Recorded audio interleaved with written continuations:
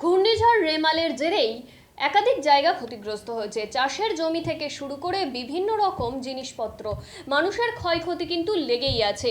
কিন্তু এই রেমালের জেরে 3 দিন যাবৎ যেসব জায়গায় রেমালের প্রভাব বিস্তরভাবে পড়েছে সেই সব জায়গায় বিদ্যুৎ বিচ্ছিন্ন হয়ে আছে এখনো পর্যন্ত।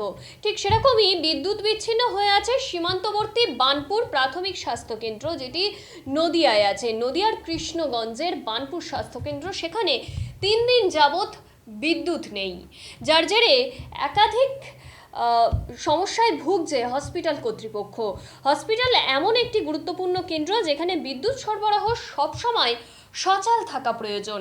সেখানেই একাধিক মানুষের জীবন মরণ নির্ভর করে, আর সেই হসপিটালে যদি বিদ্যুৎ বিচ্ছিন্ন থাকে তাহলে সমস্যায় পড়বে চিকিৎসক থেকে শুরু করে রোগী সবাই। ঠিক সেরকমই বানপুরে বিদ্যুৎ বিচ্ছিন্ন হওয়ার কারণেই হসপিটাল কর্তৃপক্ষ এবং সেখানকার রোগী সবাই কিন্তু সমস্যায় পড়েছে।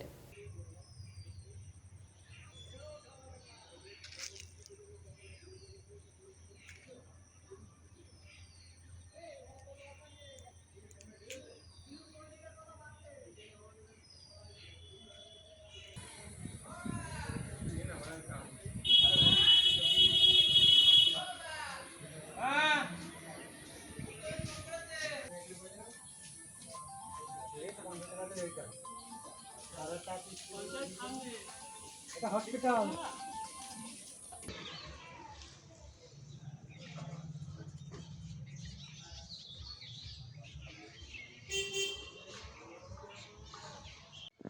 হসপিটালে কতদিন ধরে কারেন্ট নেই?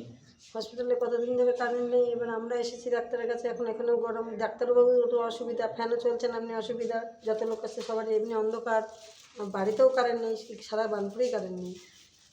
আপনি কি সমস্যা নিয়ে এসেছেন? আমি ডাক্তার দেখাতে এসেছি ঠান্ডার জন্য, জ্বরের জন্য। আপনার কি নাম? নাম অঞ্জলি দাস। কোথায় বাড়ি? বানপুর। হসপিটালে কতদিন ধরে কারেন্ট নেই? হসপিটালে অ্যাকচুয়ালি তো ওই ঝড় বৃষ্টির জন্য বেশ কিছু ধরে কারেন্ট থাকছে না।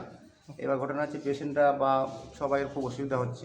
হ্যাঁ, এই কারণে এখন এই যে গরমে থাকা যাচ্ছে না, ডাক্তার দেখতে অসুবিধা, প্রতিটা মানুষেরই অসুবিধা হচ্ছে এখানে। আপনি কি সমস্যা নিয়ে এসেছেন? আমি আমার পায়ে চোট হয়েছে, তার জন্য এসেছি। আচ্ছা, খুবই অসুবিধার মধ্যে পড়ে আছে। তো অসুবিধার মধ্যে তো আছি না। আপনার নাম? রবীন্দ্রনাথ দাস।